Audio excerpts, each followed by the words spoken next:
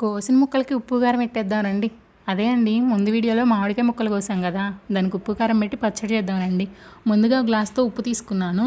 ఏ గ్లాస్తో అయితే ఉప్పు వేసుకున్నానో అదే గ్లాస్తో కారం వేసుకున్నాను. తర్వాత కొంచెం పసుపు వేసుకున్నాను. తర్వాత ఆవాలు మెంతులు ఉంటాయి కదా, వాటిని దూరగా వేయించుకొని పొడి చేసి పెట్టుకున్నాను. ఆ పొడిని యాడ్ చేశాను. తర్వాత అదే గ్లాస్తో ఆయిల్ వేశాను. ఇవన్నీ ముక్కలకు పట్టేంత వరకు బాగా కలుపుకున్నాను. మీరు చేత్తో అయినా కలుపుకోండి, లేదంటే గరిటెనైనా వాడచ్చు. ఇలా ముక్కలు కలిసేంత వరకు కలుపుకున్న తర్వాత పచ్చడికి సరిపడా ఆయిల్ యాడ్ చేసి మళ్ళీ కలిపాను. లాస్ట్లో వచ్చేసి వెల్లుల్లి రెబ్బలు యాడ్ చేశాను.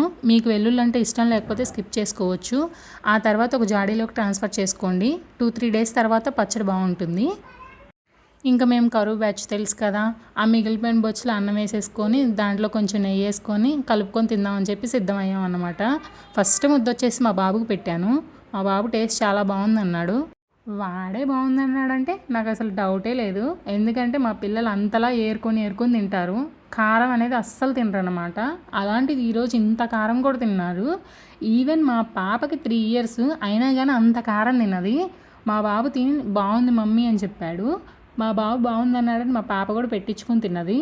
మా పాపకు కూడా నచ్చిందంట, చాలా బాగుందన్నది. తర్వాత నేను కూడా ట్రై చేసి చూశాను. నిజంగా టేస్ట్ చాలా బాగుంది. ఫస్ట్ టైం పెట్టినా కానీ పర్ఫెక్ట్గా వచ్చింది పచ్చడి. ఉప్పు కారం అన్నీ సరిగ్గా సరిపోయాయి.